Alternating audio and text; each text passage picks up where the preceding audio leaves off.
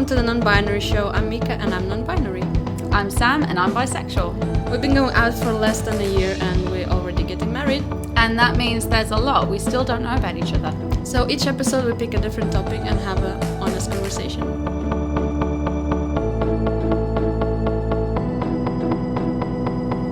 Today, LGBT characters in video games. But first, some news. Yes, the news this week is very special because the news is us.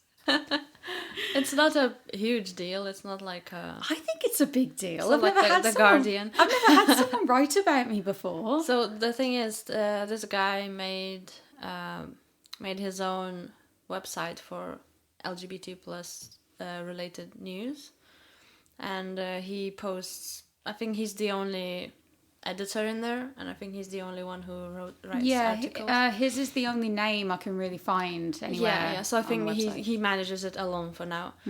He did work in some other news portal like website, but I think he did have some drama with them. Yeah. And stuff, and recently actually he had drama coming out on the actual newspaper. Oh. Yeah, because he was the one who sued Lithuania to Oh yeah, we Europe. haven't mentioned this journalist is based in Lithuania. Yeah, so he sued some people in Lithuania because they were talking, like they were spreading hate, like hate speech and stuff, and this is not okay and you can contact the police. But the police was like, man, nothing wrong with that. So he sued the Lithuanian thing. I don't know how to explain, but he's like, he sued Lithuania. Government? Kinda, yeah, like he went against Lithuanian government to European Union to sue them for not taking action. Yeah. And we all know recently European Union said it's a safe place for LGBTQ plus people. So therefore, they are actually respecting our rights and actually trying to make change in countries. Yeah. And you think this journalist is the reason why? No, I think he just helps. Okay. Anything you do, like even like any article, any post you do, it always helps. And of course, in Lithuania, it's a really bad situation right now, and people are mad, and like it's, oh, why do you get out and spread it? Stop spreading that LGBT bullshit, like that kind of stuff, like hide your kids and all that kind of stuff. So yeah, that's why he had that newspaper article coming out, and they were just saying that, oh, why did he sue the Lithuanian, you know? Yeah. So yeah, this guy contacted me first because he saw our podcast. His name is Jonas Valaitis, if someone wants to check him out. Yeah, you... Jarmo.net or jarmo.net. So that's, in English alphabet, that is JARMO.net. And it is a Lithuanian website. And so Do you want to say it in Lithuanian alphabet? For our Lithuanian listeners. Okay. God, you're really testing me now. Jot, A, R, R, Me, M. I think. O. Uh-huh. God. Dashkas. God, Dashkas. Net. But it's got the word dash in it, but it's a dot. Tashkas. With a T. Tashka. Oh, God, I'm being so shit today. It's okay. You didn't. I don't think you even know. Yeah, I am. I've neglected learning Lithuanian so bad. I've been focusing on tarot. That's my own fault. Yeah, so Doing witchcraft. So you got in touch with this guy because you're in a lot of LGBT Lithuanian groups on Facebook. Yeah, in Lithuanian groups, shamelessly putting our podcast there. Yeah, because why not? I feel like people, especially people in Lithuania, because especially now of the situation where I would imagine a lot of people would really feel like shit because wherever you go, you see hate. And like, I feel like podcasts like this and like Jonas's website as well, like helps because you know Yeah. you're not alone, and you know it's okay to be who you are. So that's the main reason I promote our podcast. I said that before as well. Like, I don't care about listens that much. Like, when we started, I said if there are a few people listening to us, I'll be happy. Yeah. Because there will be, like, there's always a change involved. Like, if someone listened to us and they find an information they needed, or they just find the support they needed, it's good enough for me. Yeah. Yeah, so I've been doing that a lot. Like, before every episode, I used to post it in there. And, like, he noticed that I'm quite active. So, yeah, he wrote about us. It's not a long article. It's just basically that we are here, we're queer. Yeah, Get used to it. So we kind of shared our coming out stories in a bit more detail, on a bit more of a personal level. Yeah. The only problem I have with the article itself is there's a bit of a language barrier, because Jonas doesn't speak English, but he can read it. Is that right? I'm guessing he learned it in school, like I did. Yeah. But because he never actually been to England or anywhere, like he didn't have a practice to talk, to speak. So I'm thinking his English is just like on the writing level. Because sometimes you can understand writings, but you can't really speak. And it might be just hard to translate because he doesn't have the experience. Like, you know, when you start speaking, you kind of know how to translate better. Yeah. Because when you never spoke with anyone English, it's a bit choppy on your end. Yeah. Like your understanding is a bit... Well, as a result of that, the interview itself, the article itself, is a bit inaccurate. Yeah, there's the stories that we tell. Like, there's a timeline difference. I think well, the thing is, because the interview with me, we went on the call, and it was very quick, and I just have a feeling that maybe I should have explained more, but because he didn't ask, it went just like a bit messy in the timeline. Yeah. But he did a good job saying things. And it was like, I feel like it was my fault not addressing some things. But again, language barrier for me at this point. Because relating to non-binary language in Lithuania is really limited. And I just didn't tell him anything. There isn't a word for non-binary in Lithuanian. There's no word for non-binary person. And there is no gender-neutral anything. Yeah. The language itself is very gendered. And I felt like I just didn't say anything. He didn't ask and I didn't say anything. And then when the actual article came out and he called me a girl in there and like all that kind of stuff, it hurt. But on the other hand, like, it was my own fault not to telling him, don't you dare call me a girl. You know, that kind of thing. And I'm... Yeah. And like, but then if you said, don't call me a girl, he would have called you a boy. Yeah, like, if I would have tried to explain it in like in English terms, you know, like... But again, it would made things more difficult, and I'd rather have him calling me girl in that article for the sake of outness, for the sake that I'm out and I'm not afraid to be out, and like I'm with you and we are like being strong and in love. I'd rather have that than not have anything. And the thing is, because the gender identity is still new, like new, and sexuality is not that new, especially for people in Lithuania. I know what you mean by new. Yeah, like I think listeners will understand what you mean. It's by not. New. It's recent, kind of thing. The awareness of it. Yeah, is still the awareness. very Like the new, words non-binary and like gender fluid and gender flux, like they are quite recent. Yeah. Don't get me wrong. Non-binary people and gender flux and gender fluid, like and agender, we were there forever. There were no words for it. Yeah. And the words are very recent and people don't understand them. And some countries like Lithuania don't even have those words, really. Yeah, because again, the language is still, it's very old language. Yeah. It's very rigid in changing it at all. I did a bit of research before starting to learn it, and I believe it came from Sanskrit. Yeah. I believe, and like kind of Latin or Greek origins. And then like it was a Baltic language first, I think, and then it divided in 3 languages. Yeah. It was like Lithuanian, Latvian and Prussian. Oh, Prussian. Yeah, so Prussia If I'm not lying, I'm scared now. I think it was 3. And Prussia was destroyed during history. So they just... I think there are a few people speaking it, but it's basically like there are no people actually Prussians, I think. I think we should stop the history lesson then. Yeah, I'm sorry. All right. So, people, go read the article about us, because we'd really appreciate it. And if you let us know that you've read it, just please get in touch with us on our socials. It's on jarmo.net, JARMO.net.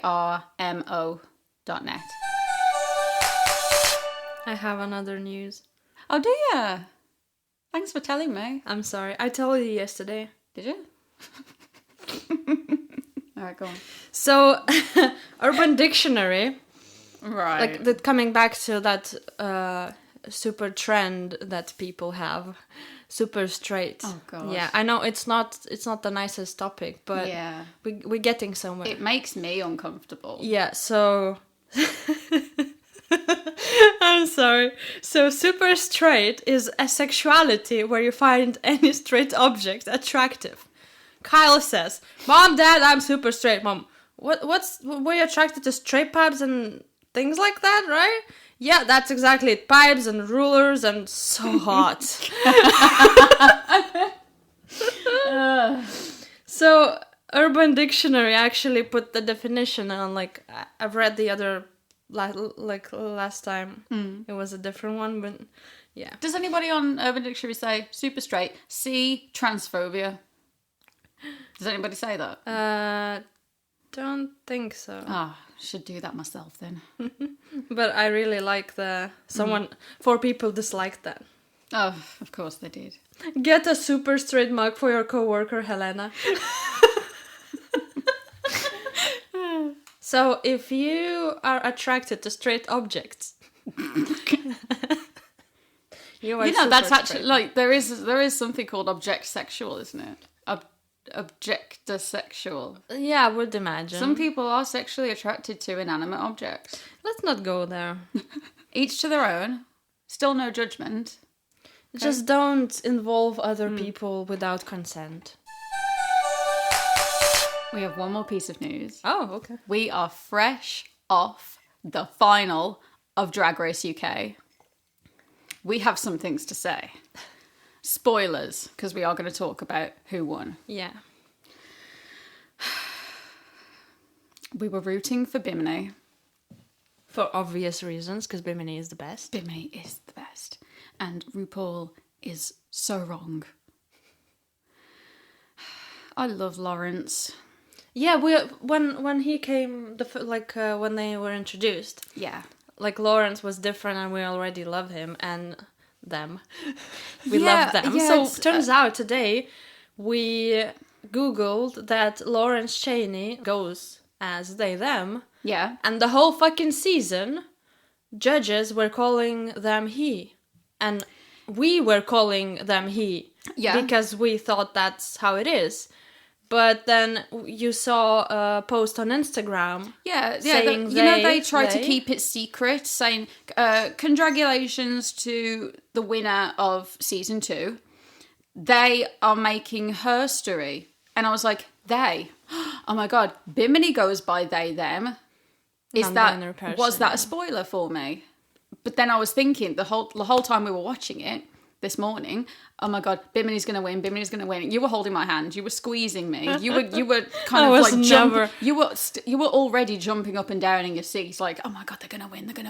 Yeah. Lawrence Chaney, oh my god. Yeah, so it turns out Lawrence goes by they, them, and it's good.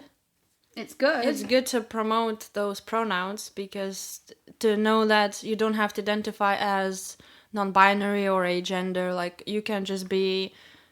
I was thinking that they is good for people on Drag Race, like drag queens, because drag queen is called she and a man is called he. So going by they, no one will make a mistake because it's neutral. Yeah. So I'm guessing that's why it's good. We talked about this a lot. Like, it's good to get used to using they them pronouns on people you don't know. Yeah. Because I'd rather call someone they instead of misgendering them. Yeah. Because they is just... You don't misgender anyone ever. No. Yeah.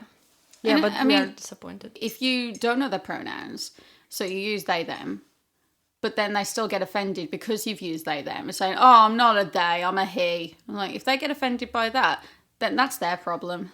Yeah, because you were still trying to be respectful. Yeah, because they is neutral. Yeah.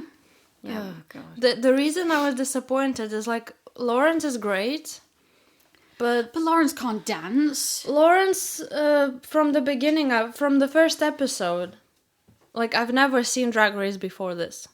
So the first episode for me was a bit weird, because I was still like, okay, the photo shoot and that, like, I was like, okay. Yeah, I don't think the photo shoot is the right way to start off the new season. It's been like that for a few years now. Yeah. The first episode is always a photo shoot, and I've never really felt comfortable with that. So when I saw when everyone was introduced, you said you want Jack Black?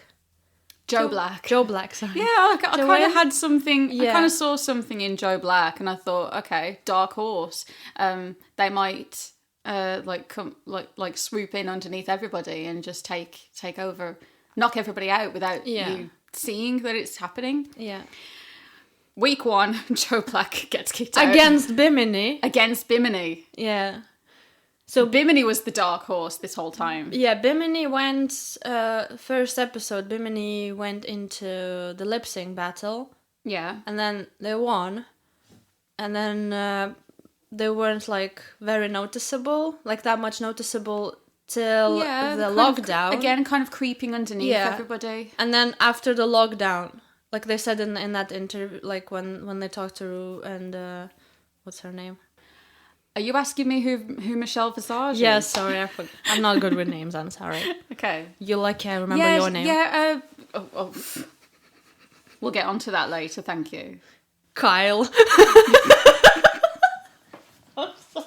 That was the first name came to my head. I'm so sorry. You're taking the fucking piss. I love you. We have exactly 1 month to the wedding today. Ooh. Today is the 19th. Okay? You better get used to it. You better get my name fucking right. Because you've got to say it in front of people. Okay? I'm not having a Ross and Emily situation over here.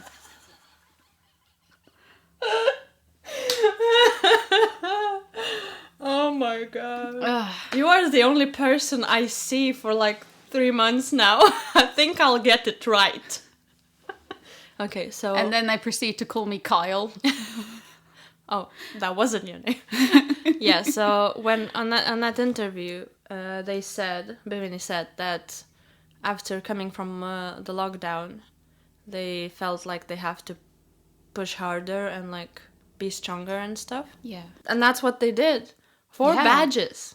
4 badges. In 5 shows. Yeah. And they still didn't win. So the last episode, yeah, it wasn't the best for them because in the dancing routine and like that singing thing, the lip syncing was a bit off. Yeah, the lip sync, we thought Tace did better because Tace's dancing was like whoa. Yes. And then the lip sync, the last lip sync for the win. Yeah. Lawrence wasn't there. No. He was just... They were just standing there and just making hand gestures. I think that's because it is physically restricting to lip sync and dance in a pencil skirt or a pencil dress. Like a form-fitting dress. It's very hard to actually move around in them. Yeah, but that's the thing, like, they are great. Don't get me wrong, we love Lawrence. Yeah. Because they're funny and stuff. But I feel like it's pushed. I felt from the beginning, from that first episode, that RuPaul just loves Lawrence too much and just gives them... Soon as like you heard Lawrence's name for the first time, RuPaul was like, anytime... All over it. Anytime Ru ever said Lawrence's name, he was always put on that Scottish accent. And always like, Lawrence Cheney. You could hear how much love there is in that voice. Yeah, so I'm like, again, it was hard. They worked hard and they deserved to win, all 3 of them. But in this case, I felt like Lawrence went a bit under. Yeah. And it shouldn't be I think like purely that. based on the final, Lawrence didn't deserve it. Yeah. Yeah. But then, purely based on the final, I don't think Bimini deserved Yeah. it as well. Though Tace's look on the runway was shit. Yeah. So What's with all the feathers? I thought they were all don't going get to it. fall off, to be honest. yeah, it was just like, again, just stick some shit on your thing. And Ellie Diamond, we didn't even want Ellie in the final. I thought Ahura should have stayed in. I forgot Ellie Diamond was in the final. For fuck's sake.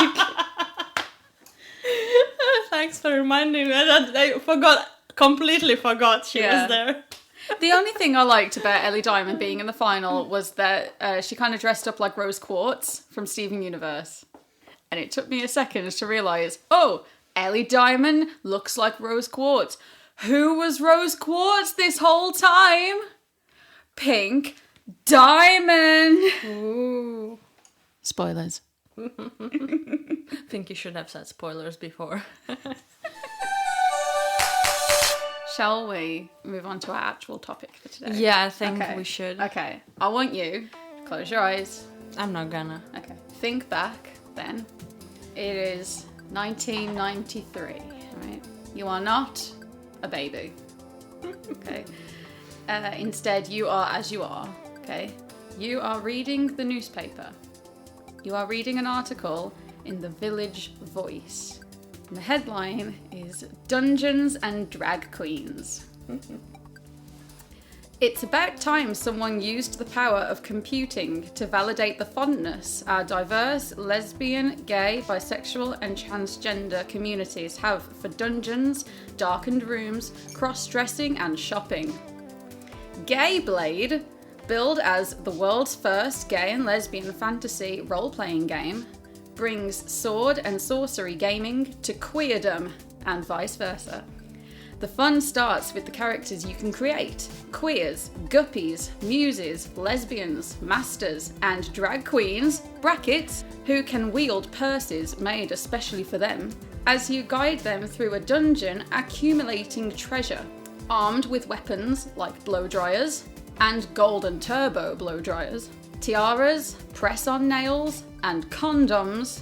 You engage in battle with loathsome foes, angry fundies, rednecks, homophobic cops, TV preachers, two-star generals, evil court justices, irate bouncers, pro-lifers, southern senators, guilt trips, frat pledges, neo-Nazis, pharmaceutical executives, family values, crooked tricks, homophobic jocks, queer bashers, and, at the most dangerous level, internal homophobia.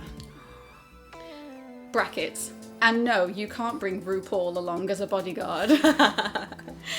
If you make it out alive after running that kind of gauntlet, you can visit the castle shops for great bargains.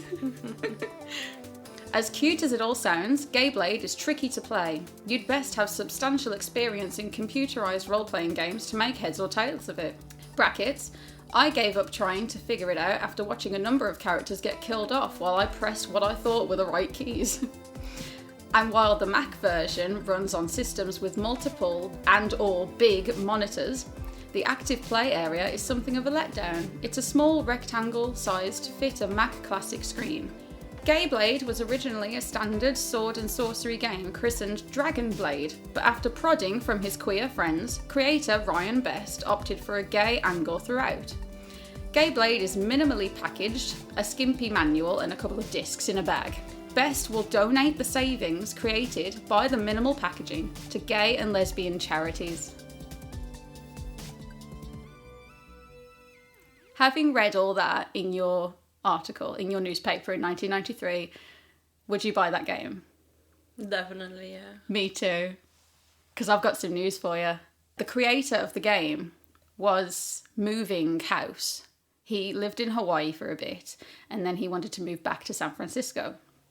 And he had all his copies of this game because it didn't do very well or something like that. After a few years, it didn't do very well. So he had a lot of copies of it and the master copy on his computer. The guys that he hired to bring his belongings back to San Francisco with him, they never showed up. So all the copies of his game and the master copy got lost. Oh no. He spent 15 years looking for one copy of this game, right? So he told Netflix about this. He was being interviewed for a documentary called High Score, which I saw a few weeks ago. It is great if you're into gaming. He told the production team that he's been looking for a copy ever since, right? The researchers on that documentary got in touch with the curators of an exhibition in a museum in Berlin called the Rainbow Arcade, honouring LGBT video games. These curators had a copy of the game on display in the exhibition. So Netflix got in touch with them. They did all the arrangements for Best to go to Berlin before the museum closed down this exhibit. And he got the copy of the game. Oh, wow. Right? With help from the LGBTQ video game archive and the Internet Archive, GayBlade can now be downloaded and played online with an emulator. Oh, that's cool. So we can play it! Oh, that's good.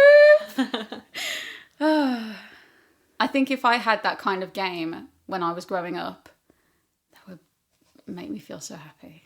Yeah, that's the thing. Everything that represents LGBT started when the people started to come out and stuff. And to this day, we still hear things like, this is a new trend, you just want to be trendy. Mm-hmm. How? How is that a new trend, and how do I want to be trendy if this was going on for so long? I know. And we just try to get out there and tell we exist. Yeah. I mean, this was a popular game. If someone in a newspaper is writing about it, that must mean someone was buying it somewhere because it was written about in a newspaper. Yeah. This was a popular game in the 90s, but I'd never heard of it until this documentary. So it got lost somewhere down the line. So what kind of games did you grow up playing? So we had like this NES knockoff thing. A knockoff? Yeah, it's knockoff. It was a knockoff. So NEX. Zilitonas. Okay. And what does that mean? Just a name, I guess. Oh, okay. And so just like Super Mario and like King Kong and Donkey Kong, sorry. And Bomberman, this kind of stuff. Yeah, and then something happened to it, and we just threw it away. And then we didn't have any console or anything for a while. So I used to play like GTA at my cousin's. GTA, and there was this fighting game, Little Fighter. It's like pixelated fighting. It was cute. So I used to play that with my cousin whenever I visited him. So, or like some racing games as well. And then when I was like 10, my dad bought a computer. Yeah. So yeah, I just played Call of Duty. Mostly my dad played things, and I used to watch. I used to love watching him play. Oh, okay. And we used to talk. That's why I like watching Let's Plays still. Yeah. Because and then there was this rally game we used to play together. It's like a championship, so we both had the chance to play. Yeah. It's mostly like GTA again. I grew up with GTA. And then at some point, I was obsessed with San Andreas so much. This was this summer where I used to just spend my days, like the whole day, just sitting there and playing Prince of Persia as well. Oh, yeah. There's this game that is not for kids, Postal 2.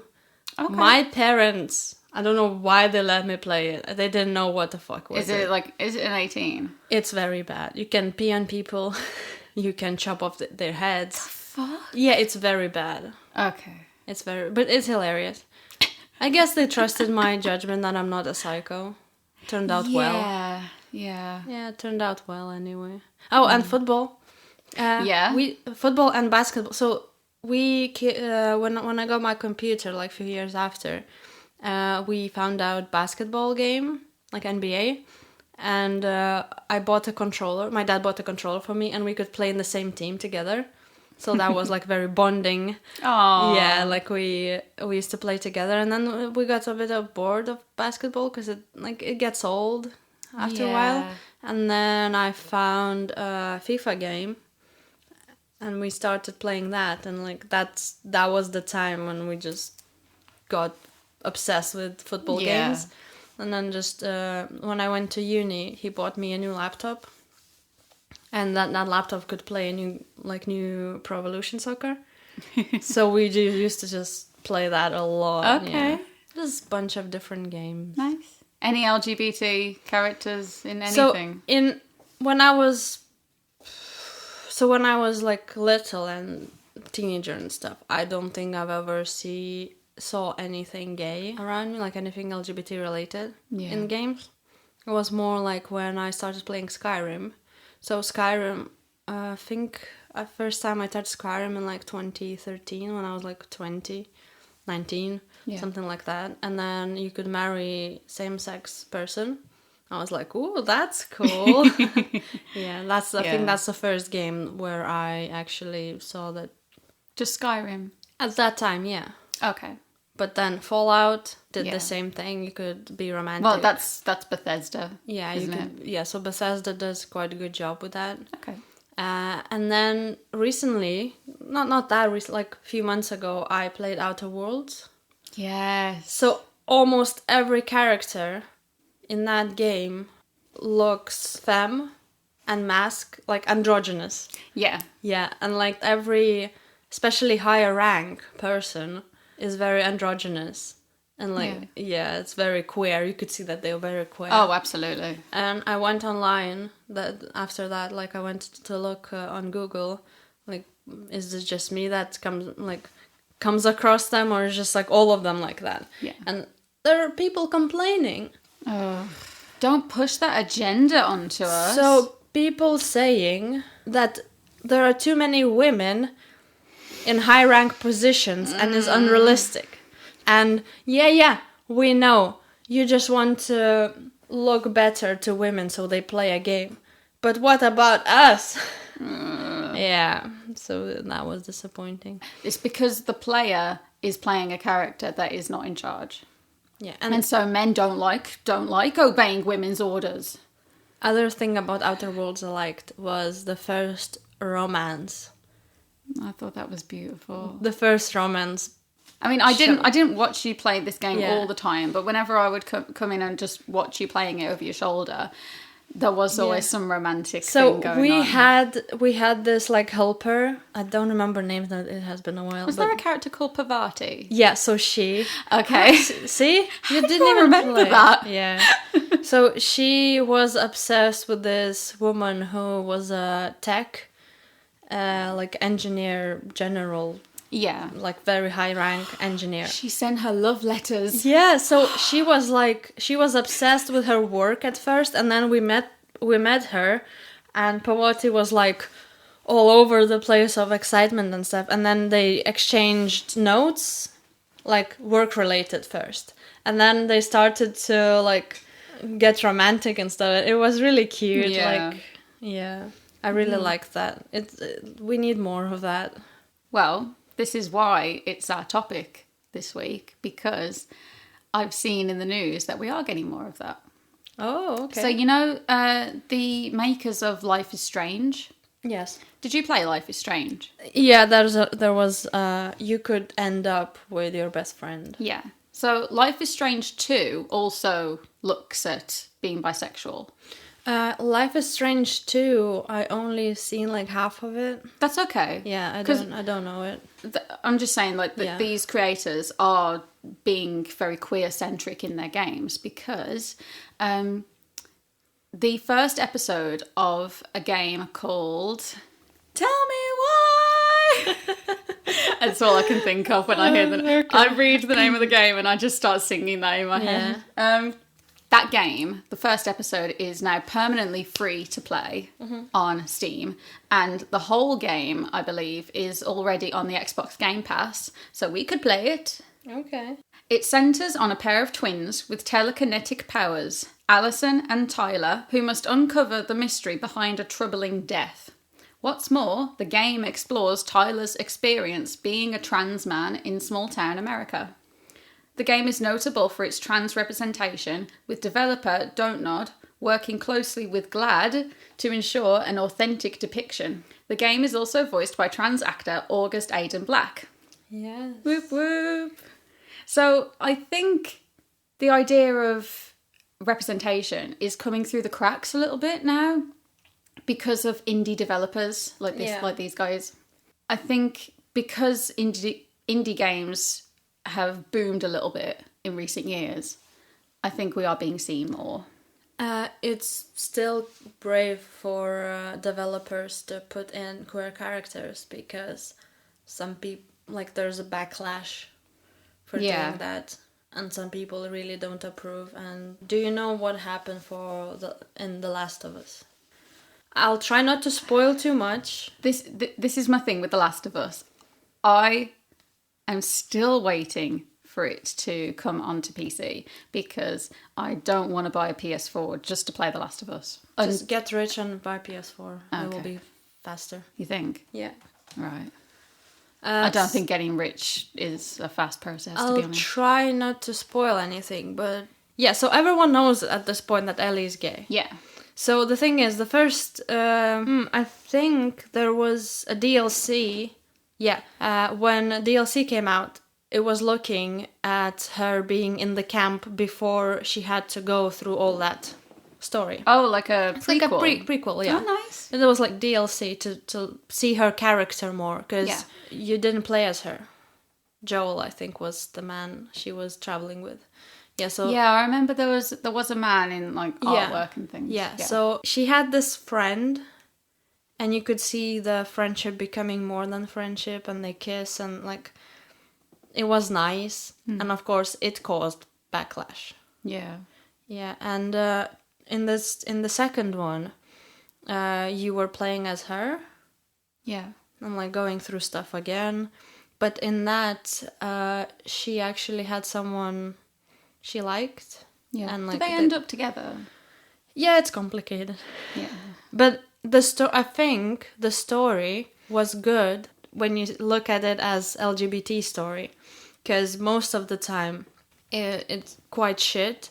Like as we talked before, like about TV shows and movies, that people, because they're LGBT, this is the only thing about them.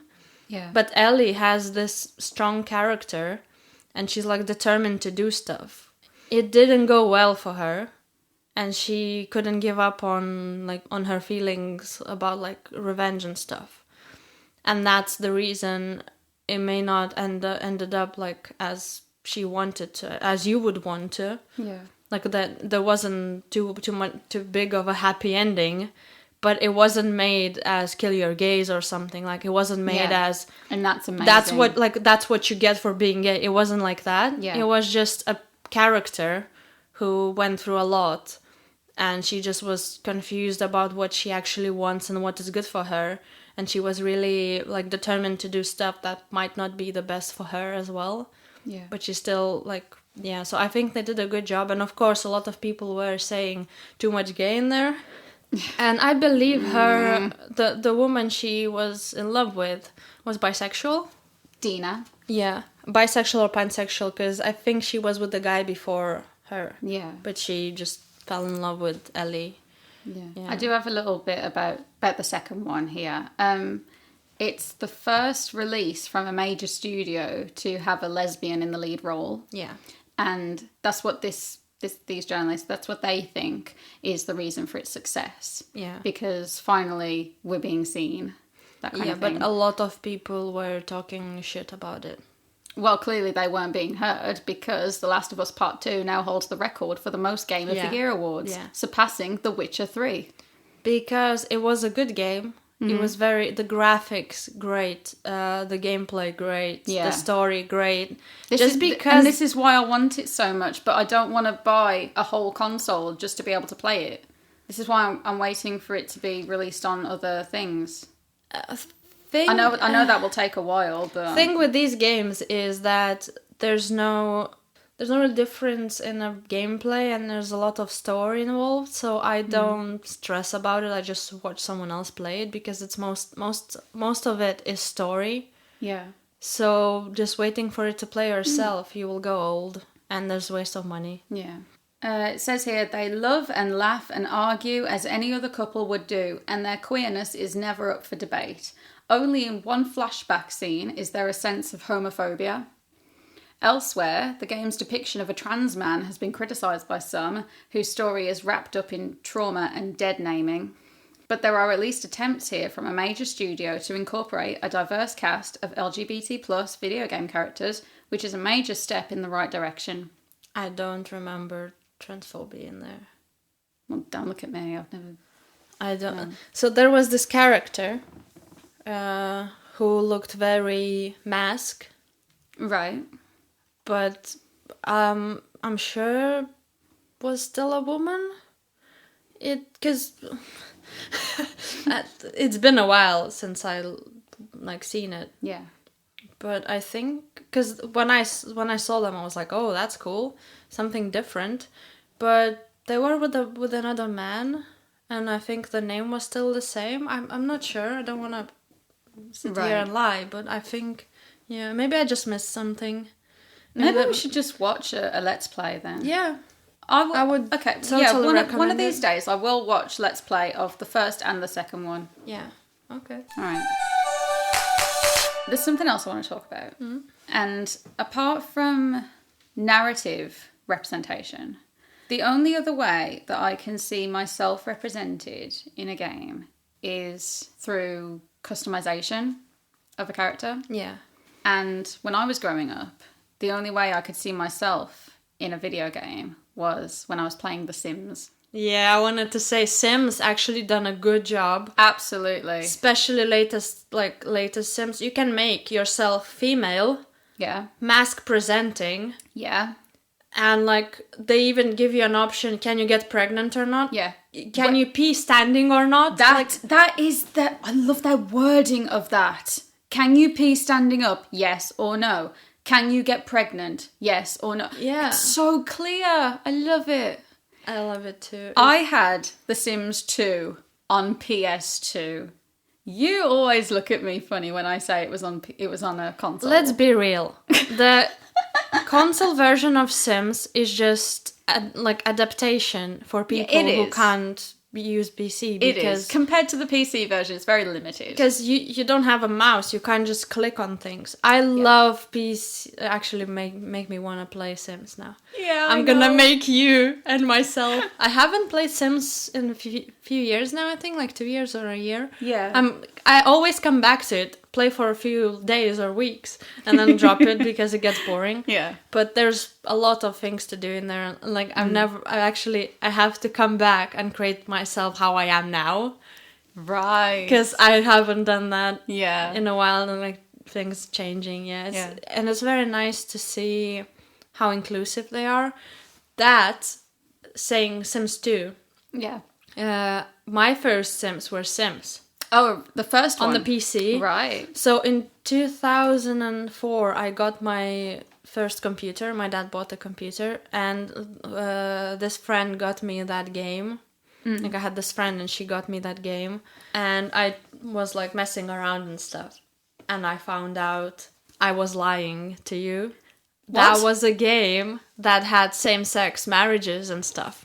Sims never cared. Nope. What gender is your character? Everyone is bisexual. So in Sims. Yep. Pansexual probably, because they don't care about the gender. Oh, something else I've just remembered about customization. If me and my sister ever wanted to take the piss with how you could customize a character, we would make them super skinny. You could see the proper cheekbones in their face. You could see their skull, and we would make them green. We would make aliens basically. That was our way. Non-binary people, in other words. Little did we know we were making envies. Yeah, that was the game the first game ever I saw same-sex interactions. Yeah. And that was amazing. Little I knew. Yeah. And I was thinking, why am I so... even gays, even two boys together, I used to be, so excited about that. Guess what? Two girls getting together. I was excited about that. Yeah. I was, excited about every boy or girl, I don't care. You know what I used to do to take the piss? I used to make myself romantic with multiple people at the same time and make them find out. And I would watch someone like burn herself alive or something because she was so heartbroken. I think I am in love with a psychopath. Oh yeah. Oh shit. Yeah. Do you want to play Sims later on? I'm gonna install and we can play together. Yeah. Absolutely. I can you control make one that see how closely you can make it look like you. Yeah, and then you can do the same. Yeah. You can see how good Sims 4 is, like the graphics and stuff. Okay. I did have Sims 3 briefly, but I didn't like how different it was to what I grew up with. Yeah, it is different. It is very difficult to adapt to that. The closest I've come to playing anything that isn't on a console is Sims Free Play on mobile. Oh, yeah. It's still so different. And again, because it's on mobile, it's full of micropayments. Yeah, I know. I played a bit as well. Yeah, I think Sims is like the ultimate gay place to be. Oh, and you couldn't just marry same genders. You could have sex with them. Yeah. And woohoos. Woohoo! My sister never really tried to censor me from that. My sister's 4 years older than me. She never, she would let me play on my own. And she'd just say, hey, what are you doing? And I was like, I'm just making these two girls woohoo in bed. I think that's why she wasn't surprised when it came out to her. That's the reason. Please get in touch. Let me know. Oh my god, yeah. Yeah, this just makes me want to play Sims now. Yeah, we're gonna play Sims after this. All right, let's do it. We're gonna share some photos on Instagram. Yay! Are we done? I think we're good now. I don't have anything else to say. Okay, that's great. I would recommend everyone to play Sims if you have gender dysphoria and you want to feel a bit better to be represented and because you can actually create yourself in there. There's a as well masculine presenting, so all the clothes are from I'm sure they should have both in one as well, because some people like both, what do you mean both? Like dressing like femme and mask. Yeah, like if I put that I like masculine presenting, but tomorrow I want feminine presenting. Yeah, I'm sure there should be an option to have both included. So we're gonna check this today. If you are right, I'm gonna be so happy. Because I would love to have a feminine looking character wearing a mask, wearing a men's t-shirt. Yeah, you can. I would love that. Yeah, you can. Oh my god. Yeah, I'm getting excited now. That's the thing. Men can wear dresses and women can wear men's suits. Yeah. So, with that, soupy-doopy florp florp. Soup. Thanks for listening to this episode of The Non-Binary Show. You can follow and message us on Instagram at non.bi.neri or over on Facebook at facebook.com/non.bi.neri.show. We're posting a lot more podcast updates and stuff from our personal lives, but most of the time you'll see queer memes. You can also send us a voice message on Anchor at anchor.fm/non-binary. That's all one word, no dots. Send us a voice message and you might be in our next episode. See you next time. Bye. Bye.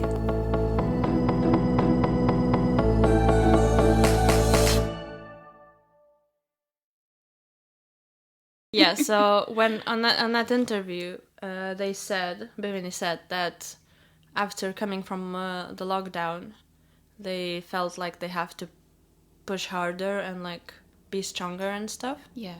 Thank you, helicopter. Oh. Or is that a helicopter? I think it might be. Yeah. Oh, someone's gonna get found out. Don't hear any helicopters now unless it's the police. Are we done? I think I have one more game I can talk about. Oh, I told you about, again, indie games, indie developers. Did I tell you about a game called Gone Home? I feel like I've heard about it. It's like a short play thing. You can finish it in a couple of hours. I think it was dead cheap on Steam, right? That's why I got it. it's kind of like you're exploring an empty house. I think you've come back to your family home after a few years or something. And there's nothing, there's nobody there. Your family is gone. But the house has been abandoned, basically. Like, things have been left around. It's not been cleaned up. And you slowly go around the house and uncover that your little sister came out to your parents and the whole thing just blew up. Oh, okay. Like, so they were slowly... I think you see her parents' reaction to it. And then I think you find evidence that your sister ran away with her girlfriend and things are just left as they were. It's been a while since I played that, actually. I might play that again. It's only a little short thing. Yeah. It's really good. Yeah, it's kind of like borderline horror as well. Yeah. Because the house is very creepy looking. I always thought it was a bit of a horror game, to be honest. I nearly said a horror film. Yeah. You wouldn't... How did you play it? Because you are so gentle. Slowly. Like, I didn't we like can't watch any horror films. Nope. Thrillers are very hard to watch. Yeah. Basically, I'm just watching the thriller and you watching me. Because you can't look at it. I kind of like look away, like tuck myself into your shoulder, like, tell me when it's over. Yeah. Yeah. We're watching The One on Netflix right now. It's quite good. How did I looked away for quite a while last night. Yeah, so the One is the series on Netflix. It's quite good, I think. Yeah, it is. It shows there's a bisexual character in there. Yeah. Bisexual woman. Yeah. I like how they put it, like how they said it. They didn't show her fucking a man.